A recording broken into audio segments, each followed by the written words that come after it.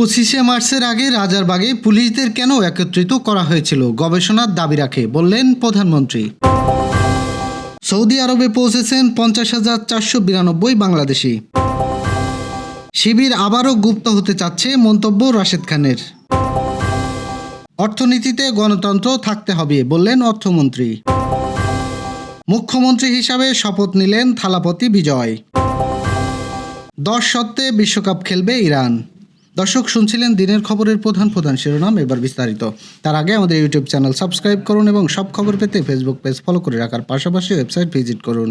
1971 সালে উত্তাল মার্চে যখন পশ্চিম পাকিস্তান থেকে প্রতিদিন হাজার হাজার সৈন্য ঢাকায় এসে জড়ো হচ্ছিল, সেই চরম উত্তেজনাপূর্ণ পরিস্থিতিতে দেশের সব পুলিশ সদস্যকে রাজারবাগ পুলিশ লাইনে একত্রিত কেন রাখা হয়েছিল, তৎকালীন রাজনৈতিক নেতৃত্বের পিছনে কী যুক্তি বা কৌশল কাজ করছিল, এই বিষয়কে মুক্তিযোদ্ধা গবেষকদের জন্য গুরুত্বপূর্ণ হিসাবে মন্তব্য করেছেন প্রধানমন্ত্রী তারেক রহমান। রোববার রাজধানীর রাজারবাগ পুলিশ লাইনে পুলিশ সপ্তাহ 2026-এর উদ্বোধন অনুষ্ঠানে এসব কথা বলেন তিনি। প্রধানমন্ত্রী বলেন, মুক্তিযুদ্ধকালীন প্রজন্ম থেকে শুরু করে আজ পর্যন্ত, অর্থাৎ মুক্তিযুদ্ধ পরবর্তী প্রজন্ম, আমরা যারা ইতিহাস পড়ে কিংবা বীর মুক্তিযোদ্ধাদের প্রত্যক্ষ অভিজ্ঞতা শুনে মুক্তিযুদ্ধ সম্পর্কে জেনেছি, তাদের মনে মুক্তিযুদ্ধকালীন ইতিহাস নিয়ে এখনো কোনো প্রশ্ন রয়েছে। তিনি বলেন, 1971 সালে উত্তাল মার্চে স্বাধীনতাকামী মানুষের মনে টান টান উত্তেজনা। তৎকালীন পশ্চিম পাকিস্তান যখন ঢাকায় প্রতিদিন হাজার হাজার সৈন্য জড়ো করা হচ্ছিল, এমন পরিস্থিতিতে সব পুলিশ সদস্যকে রাজারবাগ পুলিশ লাইনে একসঙ্গে জড়ো করে রাখার পিছনে তৎকালীন রাজনৈতিক নেতৃত্বে কি যুক্তি বা কৌশল কাজ করছিল, স্বাধীনতা এবং বাংলাদেশ এবং স্বাধীনতা এবং মুক্তিযুদ্ধ সম্পর্কে যারা গবেষণা করে চলেছেন, এটি এখনও তাদের জন্য গবেষণার বিষয় বলে আমি মনে করি। পবিত্র হজ পালনের উদ্দেশ্যে এখনো পর্যন্ত 50,000-এর বেশি বাংলাদেশি হজযাত্রী সৌদি আরব পৌঁছেছেন। মোট 129টি ফ্লাইটে তারা দেশটিতে পৌঁছান। রোববার সকালে ধর্ম মন্ত্রণালয়ের হজ সম্পর্কিত একটি বিশেষ বুলেটিনে এসব তথ্য জানানো হয়েছে। হজ বুলেটিনের আইটি হেল্প ডেস্কের তথ্য অনুযায়ী শনিবার দিবাগত রাত পর্যন্ত সৌদি আরবে পৌঁছেছে 50,492 জন হজযাত্রী।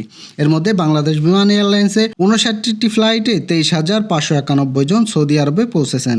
এছাড়াও সৌদি এয়ারলাইন্সে 48,000 ফ্লাইটে 18,042 জন এবং ফাইনাস এয়ারলাইন্সে 22টি ফ্লাইটে 8,869 জন হজযাত্রী সেখানে পৌঁছান। সব মিলিয়ে সরকারি ব্যবস্থাপনায় 4,071 এবং বেসরকারি ব্যবস্থাপনায় 46,221 জন হজযাত্রী এখন সৌদি আরবে অবস্থান করছে। এদিকে চলতি বছরে হজ পালন করতে সৌদি আরবে আরও 2 বাংলাদেশির মৃত্যু হয়েছে। এ নিয়ে এখনো পর্যন্ত 12 জন বাংলাদেশি হজযাত্রী মারা গেলেন। তাদের মধ্যে 10 জন পুরুষ, 2 জন নারী রয়েছে। মারা যাওয়া হজযাত্রীদের মধ্যে 10 জন মক্কায় এবং 2 জন মদিনায় শেষ নিঃশ্বাস ত্যাগ করেছেন বলে জানানো হয়েছে। শিবিরের যারা প্রকাশ্যে এসেছে আজ অবধি কারো কোনো সমস্যা হয়নি, কিন্তু গুপ্ত হয়ে সাধারণ শিক্ষার্থী সেজে থাকার মধ্যে অনেক সুবিধা আছে, যেটা তারা গুপ্ত থাকার আগেও সুপ্ত হওয়ার পরেও সময়ের মধ্যে অ্যানালাইসিস করে পেয়েছে।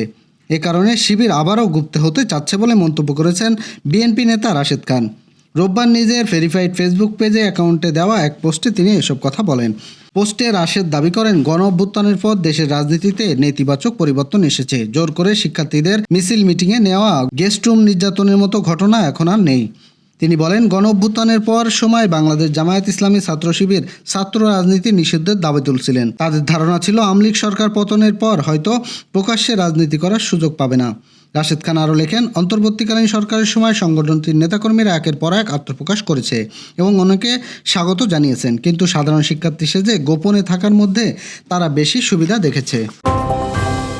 রাজনীতিতে গণতন্ত্র থাকতে হবে, অর্থনীতিতেও গণতন্ত্র থাকতে হবে বলে মন্তব্য করেছেন অর্থমন্ত্রী আমির খসরু মাহমুদ চৌধুরী। সরকার অর্থনৈতিক গণতন্ত্রের কারণে গুরুত্ব দিচ্ছে বলে জানান তিনি। অর্থমন্ত্রী বলেন, যারা মূলধারার অর্থনীতির বাহিরে আছেন তাদের অর্থনীতির মূলধারায় নিয়ে আসতে চাই। নাগরিক হিসেবে এটি সবার অধিকার। শুধু রাজনীতিতে গণতন্ত্র থাকলেই হবে না, অর্থনীতিতেও গণতন্ত্র থাকতে হবে। আজ রোববার রাজধানীর আগরগাঁয়ে অনুষ্ঠিত খাতের উন্নয়ন বিকেএসএফ বিশ্বব্যাংকের যৌথ প্রকল্প রেইজ 2 পর্যায় কার্যক্রমের উদ্বোধনী অনুষ্ঠানে এসব মন্তব্য করেন তিনি। বিগত সময়ে দেশের অর্থনীতিতে আলিগা শ্রেণী যে সুবিধা নিয়ে যা মানুষের অংশগ্রহণ ছিল না বলে দাবি অর্থমন্ত্রীর।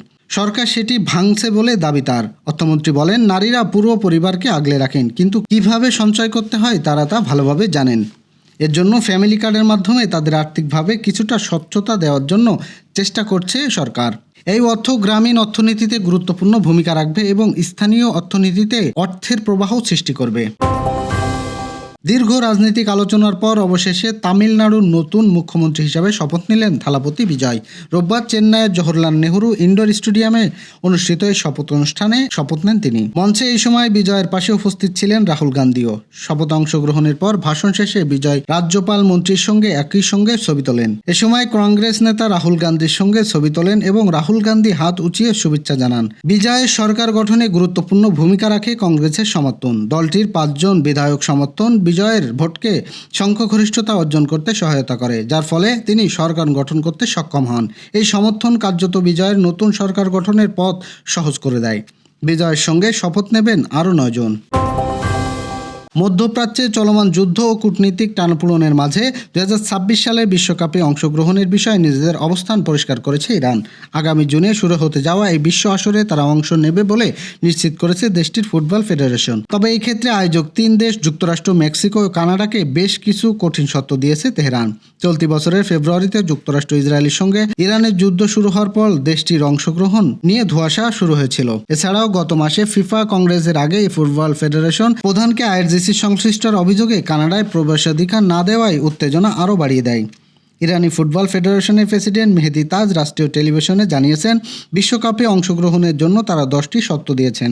উল্লেখযোগ্য শর্তগুলোর মধ্যে রয়েছে জাতীয় দলের খেলোয়াড় ও সকল স্টাফদের ভীষণ নিশ্চয়তা, টুর্নামেন্ট চলাকালীন ইরানের পতাকা ও জাতীয় সঙ্গীতের পথে যথার্থ সম্মান প্রদর্শন, বিমানবন্দর, হোটেল এবং স্টেডিয়ামে খেলোয়াড়দের সর্বোচ্চ নিরাপত্তা নিশ্চিত করা। দর্শক, এই ছিল দুপুরের আয়োজন। সন্ধ্যার খবর দেখার আমন্ত্রণ রইল। এতক্ষণ সাথে থাকার জন্য ধন্যবাদ।